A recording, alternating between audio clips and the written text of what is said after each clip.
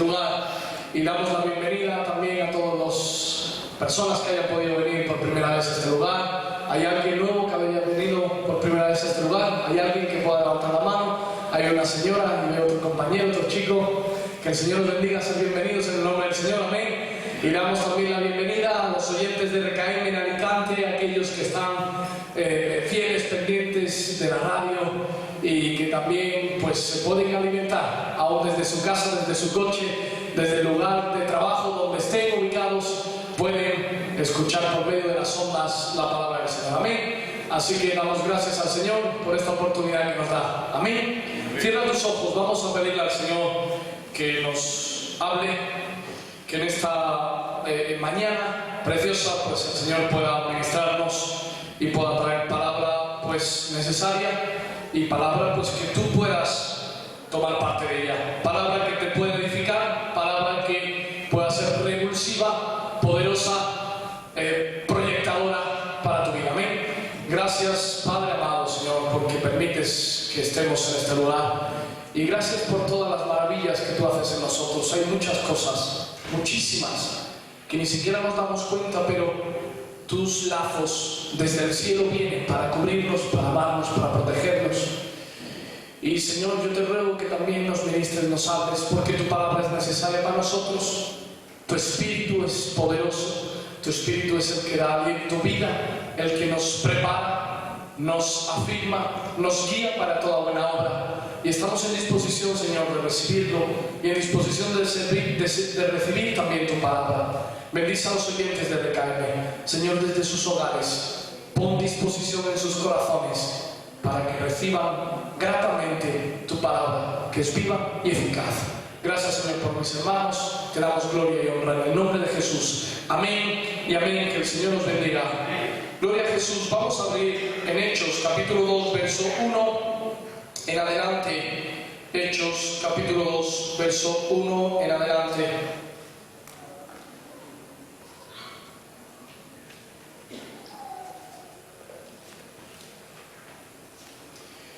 Dice la palabra del Señor: cuando llegó el día de Pentecostés, estaban todos unánimes juntos. Y de repente vino del cielo un estruendo como de un viento recio que soplaba, el cual llenó toda la casa donde estaban sentados, y se les aparecían lenguas repartidas como de fuego, asentándose sobre cada uno de ellos. Y fueron todos llenos del Espíritu Santo, y comenzaron a hablar en otras lenguas según el Espíritu les daba que hablasen. Moraban entonces en Jerusalén judíos, varones piadosos de todas las naciones bajo el cielo. Y hecho este estruendo, se juntó la multitud y estaban confusos porque cada uno les oía hablar en su propia lengua, y estaban atónitos y maravillados diciendo: mirad, ¿no son galileos todos estos que hablan? ¿Cómo pues les oímos nosotros hablar cada uno en nuestra lengua o en la que hemos nacido? Partos, medos, elamitas y los que habitamos en Mesopotamia, en Judea, en Capadocia y en el Ponto y en Asia, en Frigia, en Panfilia, en Egipto y en las regiones de África más allá de Cirene, y romanos aquí residentes, tanto judíos como prosélitos, cretenses y árabes, los oímos hablar en nuestras lenguas las maravillas de Dios. Y estaban todos atónitos y perplejos, diciéndose unos a otros: ¿qué quiere decir esto? Mas otros, burlándose, decían: estos están llenos de mosto. Entonces Pedro, poniéndose en pie con los 11, alzó la voz y les habló diciendo: varones judíos y todos los que habitáis en Jerusalén, esto os sea notorio, y oíd mis palabras. Que el Señor bendiga su mensaje, su palabra. Gloria a Jesucristo. Sabéis, yo tampoco es que entienda demasiado de historia, pero en la Segunda Guerra Mundial fue una ocasión para destruir el mundo entero. Fue una ocasión para una masacre considerable y para entrar en la era atómica, y muchos países del mundo colaboraron juntos para conseguir la capacidad de poder utilizar esa técnica atómica y ofensiva contra sus enemigos. En 1945 fue cuando se usó esta bomba atómica que dio como resultado millones de muertos en Japón, Hiroshima. Y así pues, días después, no había más que rendirse contra tal mortandad y contra semejante destrucción. Fue algo devastador y algo que bueno, hace historia como la guerra y el momento más determinante en el mundo. Y bueno, y no sé qué tendrá el Señor preparado para este mundo, pero cuando venga, que venga por nosotros y que nos lleve y que no tengamos que vivir eso. Pero fue devastador en aquel momento donde erosiona, explota una bomba atómica con devastación instantánea y con devastación durante muchísimos días y meses después, con los efectos químicos que afectaban después a cientos y miles de seres humanos que morían días después. Todo esto estaba lógicamente en secreto hasta que hubo un presidente que lo hizo público y luego lo ejecutaron. Y bueno, parecía que no había tal poder en la tierra de destrucción masiva, pero ahí estaba escondido. Hoy en día hay muchísimo más poder que ese, y está ahí escondido, y está también escondido. Y lo que dice la palabra es que se levantará nación contra nación, pueblo contra pueblo, país contra país, y aún será mucho peor todo esto. Pero ¿por qué os estoy hablando un poco de esta explosión atómica? Con la iglesia pasó algo similar. Con la iglesia del cuerpo del Señor pasó algo similar. Y lo que hemos leído en Hechos 2 es un momento explosivo del pueblo cristiano, de los creyentes, de los seguidores de Jesucristo, donde son dinamitados por el Espíritu de Dios y empiezan a obrar y a afectar a miles de seres humanos. Y hasta este momento parecía que realmente la iglesia estaba escondida, no existía como tal la iglesia. Fue tiempo después que empezaron a juntarse en aldeas, en casas o en recintos para formar iglesia. Pero hasta este momento que vemos en los Hechos, después de la muerte y resurrección de Jesucristo, la iglesia estaba dormida, no existía la iglesia, no había un pueblo poderoso actuando a favor de las almas, no existía.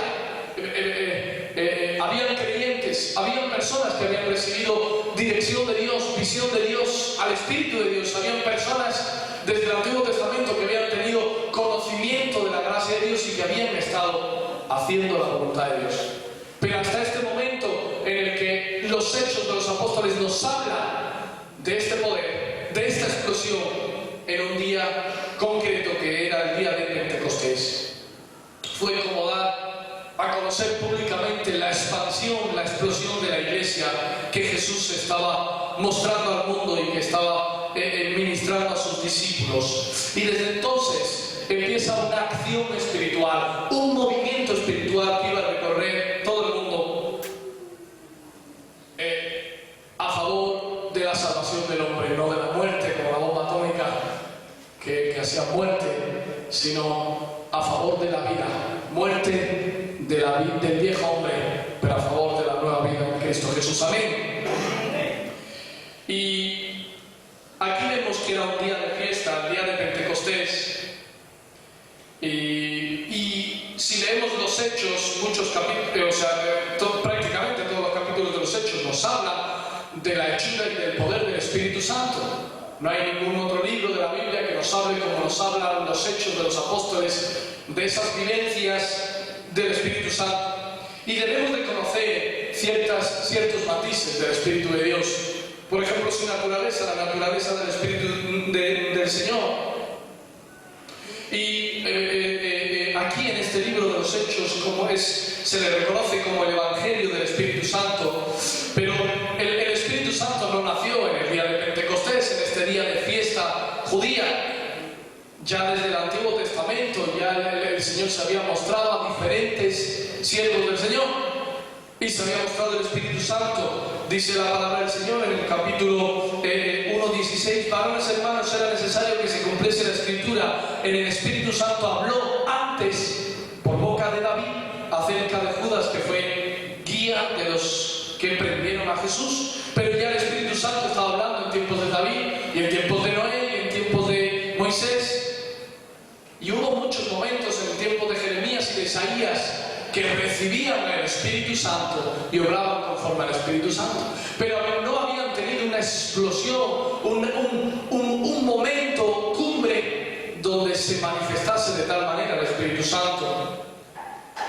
Pero hay muchas manifestaciones donde la palabra nos habla. Por ejemplo, Esteban acusó a sus oyentes de resistir al Espíritu Santo como lo habían hecho sus padres. En el capítulo 7:51 de Hechos dice: duros de servir e incircuncisos de corazón y de oídos, vosotros resistís siempre al Espíritu Santo, como vuestros padres, así también vosotros.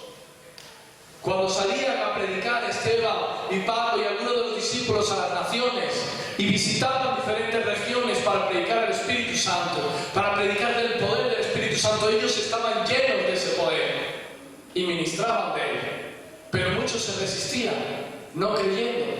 Hoy en día algunos creen en Dios y creen que hay alguien ahí soberano, poderoso, creador del cielo y la tierra, pero no creen en el enviado de Dios Jesucristo, ni creen en la Trinidad y en el poder mismo del Espíritu Santo que viene y es regalado a aquellos que se lo piden al Señor para morar y cambiar nuestras vidas de una manera genuina. El Espíritu Santo viene para morar y viene para cambiar, viene para redarguir, viene para traer quebranto, para traer arrepentimiento, para traer transformación a las vidas, para traer poder, para traer sanidad, para traer visión, unción. El Espíritu Santo viene a capacitarnos para toda buena obra. Sin Él estaremos llenos de sentimientos humanistas, llenos de talentos personales, llenos de capacidades humanas, pero sin poder de su santidad. Y deberíamos de entender cuál es su naturaleza. Dice el Espíritu Santo. La naturaleza es que es santo, que está lleno de santidad, que es eterno, y que el Espíritu Santo revela la verdad de Dios, revela su verdad a los hombres. Y debemos de entender que el Espíritu viene para traer santidad. Primeramente para traer santidad. Sin santidad nadie podrá ver al Señor. No podremos ver al Señor. Hermanos, debemos de entender la personalidad del Espíritu Santo. En estos capítulos de Hechos, en ese día del Pentecostés, fue, digamos, una presentación oficial. De repente se manifestó y fue un día sublime donde tuvo esa aparición de una manera muy especial. Pero se manifiesta con una personalidad diferente a la del Padre. Es Espíritu de Dios, pero no es Dios Padre, ni tampoco es Dios Hijo. Es Espíritu y viene con un ministerio específico. Lógicamente el Espíritu Santo, como decía antes, viene a morar en los corazones. Pero una de las funciones y del ministerio del Espíritu Santo es venir a dar vida a la iglesia. Si no hay vida en nosotros por medio del Espíritu Santo, estamos, si no hay vida, estamos muertos. Si no hay vida del Espíritu de Dios dentro de nosotros, pues estaremos inertes, sin florecer, sin responder a un verdadero llamado de Dios. Óyeme bien, puedes salvarte, puede que tú hayas tenido un momento de arrepentimiento, de que hayas creído en Dios, de que hayas confesado tus pecados y que por la gracia de Dios, Dios te haya dado la salvación. Pero si tú has obtenido ya eso y tú quieres ser un verdadero siervo, alguien lleno de gracia y poder, tendrás que tener al Espíritu de Dios para que ponga vida en tus acciones, en todo lo que haces. El Espíritu será el que marque la línea a seguir. Por ejemplo, vemos algunos pasajes en Hechos y, por ejemplo, a Felipe le conecta con una persona, con un etíope en el desierto, y prepara, por ejemplo, también también a Pedro para predicar a las naciones y para que se conviertan muchos y para recibir a muchos enviados. Y también pone a Pablo y a Bernabé para predicar el Evangelio a diferentes ancianos y a diferentes pastores. Y los van discipulando e instalando por diferentes comarcas y ciudades. Solo, por ejemplo, en los primeros 13 capítulos de Hechos se habla más del Espíritu Santo que en toda la Biblia. Hay más de 40 referencias del Espíritu Santo con la acción, con el ser humano y con la iglesia.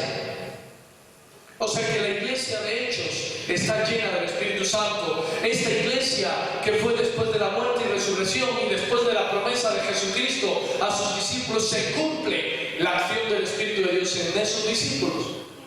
Este día de fiesta de Pentecostés no estaban festejando un avivamiento personal, estaban atemorizados porque Jesucristo había sido asesinado, porque Jesucristo había sido crucificado, y estaban atemorizados de que ellos, como creyentes, como cristocéntricos, como seguidores de Cristo, tuviesen el mismo camino y les quitasen también a ellos la vida. Por lo tanto, ellos estaban atemorizados, habían salido esparcidos de diferentes regiones y de diferentes lugares con miedo. Pero hay algo que me llama la atención. Aunque tuvieron miedo y aunque tuvieron temor, hemos leído antes que cuando llegó este día de las fiestas estaban todos juntos, unánimes. Juntos, unánimes. La unidad es tener un mismo sentir, una misma visión, estar juntos, tener las cosas en común. Y en esa unidad es cuando desciende el Espíritu de Dios, porque Jesucristo ya les había prometido: pero no temáis, porque os enviaré al Espíritu Consolador, el Espíritu de verdad, aquel que traerá consuelo y poder a vuestras vidas. Y esa promesa fue cumplida en el día de Pentecostés, y ahí estuvieron en esa llenura del Espíritu del Señor, que viene a darnos visión, crecimiento, expansión y poder. Si no, estaremos siempre limitados. Amigos míos, si no pretendemos dar ciertos pasos de fe, si no abrimos nuestros corazones a la promesa del Señor, si no le pedimos y le rogamos al Señor que nos llene de su Espíritu Santo, estaremos inertes, sin acción, sin vida, sin poder. Dice la palabra del Señor que como el Señor no va a derramar su Espíritu Santo a aquellos que se lo pidan. Si un padre, cuando viene su hijo, le dice: me das un cacho de pan, algo de comer, no se lo damos nosotros. No intentamos hacer buenas dádivas a nuestros familiares, a nuestros hijos. Cuanto más nuestro Padre Celestial que está en los cielos no regalará el Espíritu Santo a aquellos que se lo pidan. Así dice la palabra. Amén. Así que aquí hubo una manifestación, una venida del Espíritu Santo, y fue la fiesta de Pentecostés. El pueblo de Israel celebra todos los años tres fiestas, tiene muchísimas, pero celebra tres fiestas importantes: la Pascua, el Pentecostés y la fiesta de los tabernáculos. Y el día de Pentecostés era conocido también como la semana de las primicias. Esa fiesta tenía varios significados, y dos de ellos eran celebrar la entrega de la ley de Dios, de Moisés en Sinaí, celebrar que Dios derramó una serie de mandamientos, una serie de leyes para su pueblo, y la otra es el agradecimiento del pueblo por la cosecha recién recogida. Todos los años que se recoge lo que se ha sembrado, pues ahí se da ese agradecimiento, y esta fiesta sirve para manifestar esas cosas. Pero curiosamente, en esa manifestación en el que la iglesia primitiva celebraba la revelación de los mandamientos por medio de Moisés, el Señor derrama la libertad y el poder de su Espíritu Santo para que nos ayude a cumplir con cada uno de esos mandamientos, para que nos ayude a cumplir con cada una de las acciones dignas de la buena voluntad de Dios. Si no, no estaremos capacitados. Mira, ni siquiera para alabar al Señor, cuando venimos al culto y a veces cantamos canciones, ni siquiera podemos poner ofrenda grata delante del Señor, ofrenda y alabanza que vaya hasta delante del trono de Dios, si no es por medio del Espíritu Santo que intercede en nosotros y a favor de nosotros. Sin el Espíritu de Dios ni siquiera podemos rendirle culto al Señor. Amigos, debemos de entender la necesidad de esto. Y esta venida del Espíritu Santo en aquella fiesta, en aquel lugar, en medio de aquel lugar festivo, bueno, se convirtieron muchos, pero también muchos, aunque conocemos a los 12 discípulos, pero había más de 120 discípulos que de alguna manera también seguían a Jesucristo y que también tuvieron esa experiencia única del llenamiento del Espíritu del Señor. No sabemos exactamente qué ocurrió en aquel lugar, pero dice la palabra que estaban en el día de la fiesta, estaban juntos unánimes, supongo yo que orando, clamando al Señor, aunque atemorizados, con cierto respeto, con cierto temor, pero unánimes. Y dice que en medio de aquella habitación hubo un estruendo, como si fuese un relámpago, como si fuese una turbina, como si fuese algo fuerte, un estruendo que llenó con sonido todo aquel lugar, aquel recinto. Y dice que sopló un viento recio que azotaba la casa. ¿Te imaginas? Como cuando viene una tempestad y de repente pues caen los truenos fuertes. A mi esposa le da mucho pavor los truenos. Y cuando lo ve prefiere cerrar las ventanas y tal para no verlos y no escucharlos. Hace poco no sé quién me decía, Manolo Pertinés, un hermano que está con nosotros, y me decía que una vez en la primera fase vino una tormenta y en medio de la tormenta hubo un rayo que atravesó el salón, que entró por una ventana y salió por otra. Vieron como el rayo atravesó el salón. Imagínate, allí en medio, unánimes, juntos, buscando a Dios, buscando a ver qué pasa, Señor. Se ha ido el Mesías, estamos aquí solos, ¿qué va a pasar con nosotros? No estamos capacitados para hacer la obra del Mesías, pero Jesucristo les prometió que aún mayores cosas, mayores señales y milagros harían en su nombre, mayores que las que hacía Jesucristo. Y vino ese estruendo, ese viento recio del cielo que llenó aquel lugar. Y si deseamos que el Espíritu sea derramado desde lo alto, tendremos que tener unanimidad y tendremos que buscar al Señor de esta manera, con convicción, pidiendo al Señor con convicción, para que venga esa ráfaga de su viento recio y de que nos llene y nos llene de su poder. Pero tienen que estar preparadas nuestras almas, tenemos que estar en una buena disposición. Por norma general, sabéis que dentro de nuestra alma se encuentran los sentimientos, se encuentran las emociones, el raciocinio, nuestra parte humana. Y dentro de nuestra alma estamos todos los días sufrientes por las cosas que vivimos. Y nuestra alma nos mantiene siempre en un vilo de emociones, de sentimientos, de querer y no querer.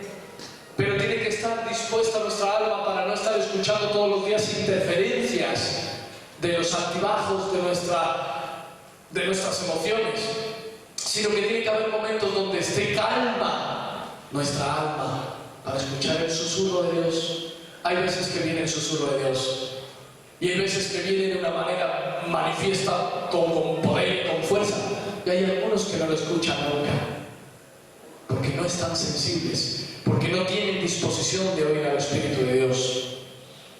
Pero a veces viene así, con ese susurro suave, amable. Y el Espíritu es como un fuego. También viene la manifestación de que fuese como una especie de llamaradas, de lenguas de fuego encima de los discípulos. Es muy significativa porque el Espíritu también es fuego. Y se manifiesta de esa manera fuego. ¿Y el fuego qué es lo que hace? Quema, arde, achicharra, quita toda escoria. El fuego viene a derretir nuestros corazones, a quitar toda hojarasca y quema toda la escoria. Y entonces enciende la llama de su amor, enciende la llama en medio de nuestra alma con su espíritu, que entonces nos llena, nos transforma, empieza a cambiar realmente nuestras vidas. Pero No importa tanto cuál fue el día que se manifestó el Espíritu Santo, ni de qué manera. Lo que importa más bien es que tú puedas tener esa experiencia, que tú puedas tener esa experiencia, que tú la recibas y que tú puedas vivir con esa experiencia diariamente. Que no haya sido que algún día hubo un culto de avivamiento, un culto especial, un culto donde hubo algún tipo de manifestación y fuiste testigo de ello y eso te emocionó y te llenó. No, se trata de que tú puedas tenerlo tan adentro de tu ser como puedas. Pero para eso hay que clamar al Señor, hay que pedírselo. Y entonces empezarás a tener una experiencia personal que ni siquiera podrás evitarlo, empezará a fluir dentro de tu ser y no podrás hacer nada por remediarlo. Cuando viene el Espíritu de Dios, viene como fuego, empieza a transformar, a arder tu interior, a traer quebrantamiento, a traer arrepentimiento, a transformar tu estructura de vida, a cambiarla de tal manera